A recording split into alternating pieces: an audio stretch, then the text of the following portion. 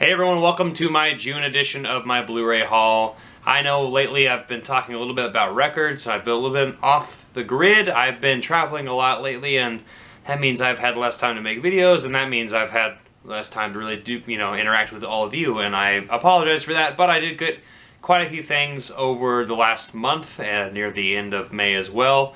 And so I wanted to share all of that with you. So let's start off with a movie that I actually wanted to pick up and actually wanted to see when it came out from A24. That is Gloria Bell. So Julianne Moore plays Gloria Bell. I have a little thing there. Didn't mean to do that. But I've really wanted to see this movie. It's got John Turturro in it as well. I've heard really great things. I remember actually seeing the trailer several times when I was in the theaters, and it just looked like a really a movie that was up my alley, and honestly something that I was really excited for. And one of my best friends, Joseph, who is on the podcast that we're about to start back up again. We've kind of been on hiatus. Since Seattle, we've both been doing all other things. But anyway, he said this is one of his favorite movies of the year, so I trust his judgment. So I'm really excited for it, and it looks beautiful. Also, it just looks gorgeous. It looks cool. Next is actually a new Terry Gilliam film. I've never been the biggest Terry Gilliam fan. I've liked his work with the Monty Python troupe, but I haven't really checked out much of his other stuff besides Brazil and 12 Monkeys and Adventures of Bear and Munchausen. They're all fun.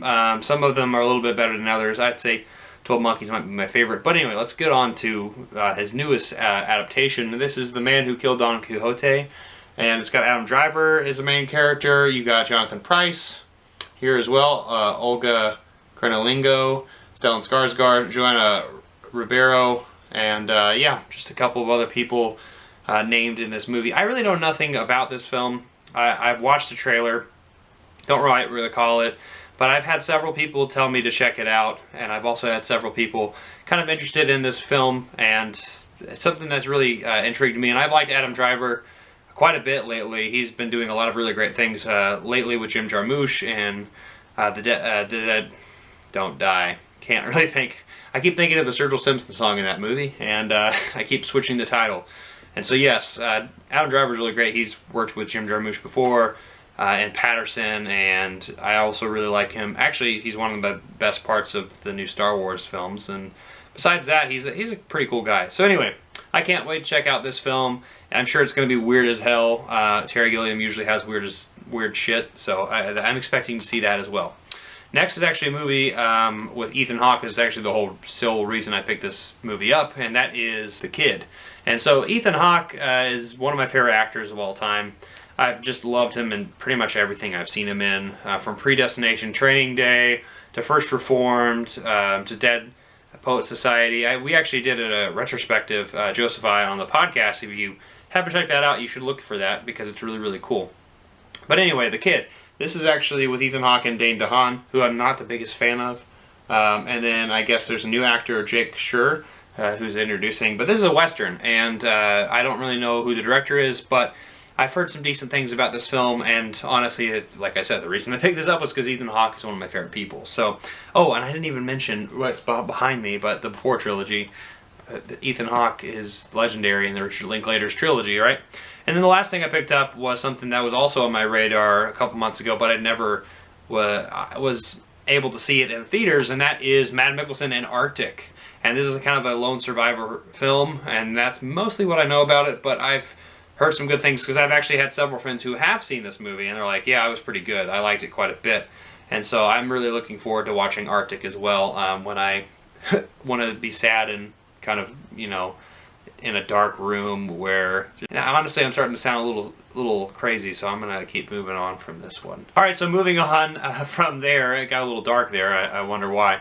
Let's get it a little bit lighter. Actually, speaking of Terry Gilliam a little earlier, I actually picked this up at a used movie store, and that is Monty Python, Not the Messiah, He's a Very Naughty Boy. I think this is a play, and I just picked this up because it's Monty Python.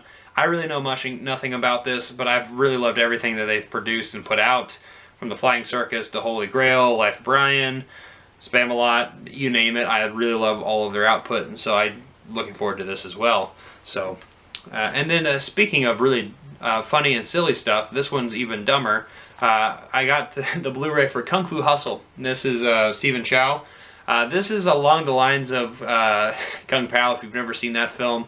Kung Pao's a little more slapstick. This one has like a lot of kung fu tropes thrown in with like Looney Tunes antics, and I think it says something around here about Kill Bill meets Looney Tunes.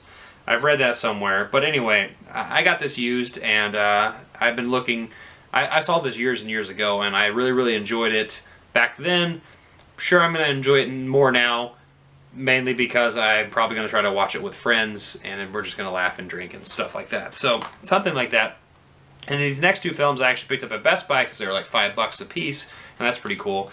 The first one is Dirty Rotten Scoundrels. I still haven't seen this movie, which is insane, because I've known about this movie pretty much my entire life, with Steve Martin and Michael Caine. I have no idea how I haven't seen it, so I will eventually do that, right? That's really cool. I can't believe it took me this long. The second one is Howard Hawks' Gentlemen Prefer Blondes. And this movie is actually starring Marilyn Monroe and Jane Russell. I've only seen Some Like It Hot with Marilyn Monroe, and so I really don't know much of her acting talents besides just her legend of how she is and how she was and how she lived. So honestly, I'm really excited to check this film out. I liked Howard Hawks related stuff, and I also like Marilyn Monroe. She's cool. And I'm looking forward to this movie as well. So that was, I got those for ultra cheap. So let's move on from there to some things I actually got on Hamilton Books. So I actually spent about $30 on Hamilton Books about a month ago, and I finally got my order in, and I wanted to share it with you. The first one I actually got was Horror Express. This is starring Christopher Lee, Peter Cushing, and Telly Savalas. This is a Severin film. I don't know if this is a Hammer film or not, but I really am looking forward to this.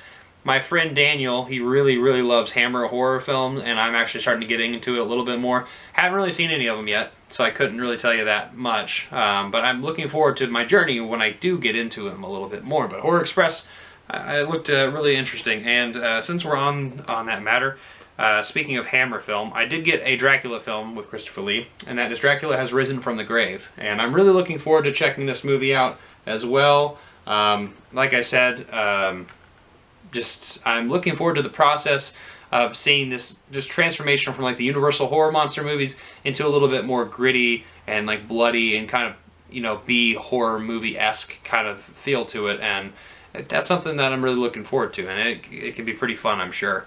And then those are the two there. I'll just keep going with the horror stuff. To a film that I saw quite a bit ago on Sci-Fi Channel, actually, back in like the mid-2000s. That's Dog Soldiers. And this movie is not the greatest film ever, nor is it the worst. However, it's really fun from what I remembered. And it's like pretty much about werewolves attacking this militia in the middle of the night. And it's like really, really crazy and bloody. And it's the same director as of The Descent, and when I'm literally blanking on it because I have it in my... Neil Marshall. Yes, but I really love The Descent, and I love how bloody and just, you know, disgusting that movie is. Dog Soldiers is also bloody and disgusting, and also just a fun British film. So, something I'm looking forward to watching again. The last two things I picked up from Hamilton Books. The first one is Big Jake, and this is a John Wayne film. I'm slowly getting to John Wayne. I'm not the biggest fan of John Wayne, but I do like westerns, and so I'm going to give this one a chance. So I can't wait to check that one out as well. And then the last thing that I've really looked forward to, and I for some reason have glossed over for all these years because I love this man, and that's Richard Linklater, A Scanner Darkly.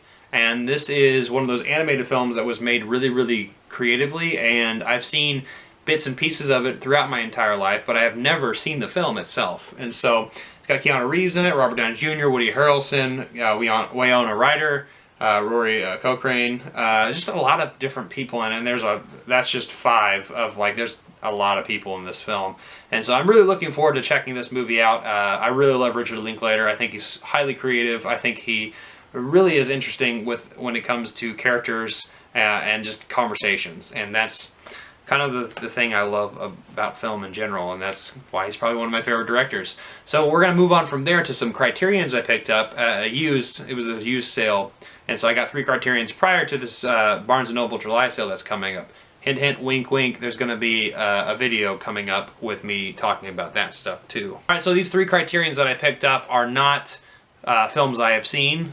This is just a common theme with all the stuff I usually pick up. So I don't normally watch a lot of the films that I pick up, which I know is a turnoff for some people, but I generally pretty good at realizing whether or not I like a film based on reviews, reading reviews, talking to my friends, and also just personal attitude towards things. And so anyway, moving on from there, let's talk about the Criterions I picked up. The first one is Rosetta.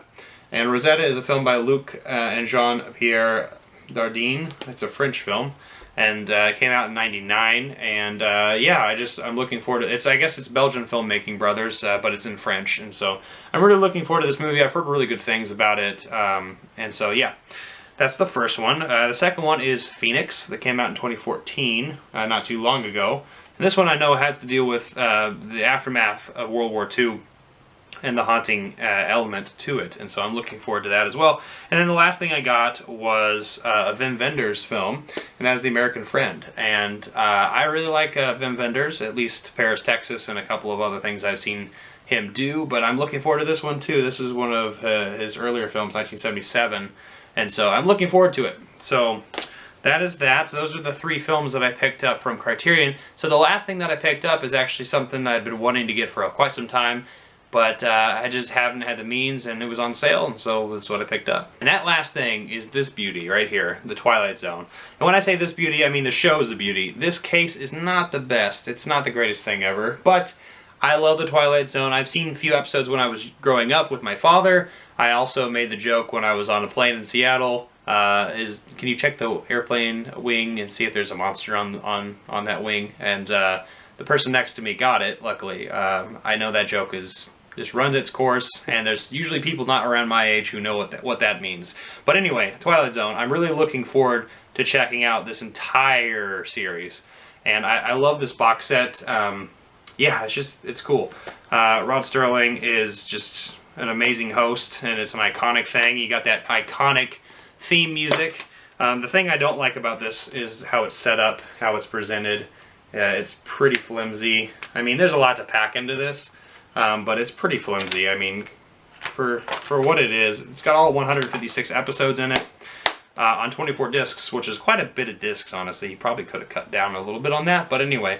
I digress. I'm really looking forward to this and watching some of the special features as well, and so I am excited to go on this journey and watch these eventually. But for now, these are the things I have picked up for the month of June. I'm looking forward to July because I'm going to be buying some Criterions because Barnes & Noble is having their sale, and so that means I'm probably going to be buying a little bit much more than anticipated, honestly, and I just combined some words that didn't make any sense. So thank you so much for checking this video out. Give me some comments down below what you thought of what I picked up, and also give me some suggestions for this upcoming Criterion sale that I'm really looking forward to. And also, I want to say thank you so much again. Like, share this video, subscribe, hit that notification bell, and I'll see you next time. I'm not jonesing around.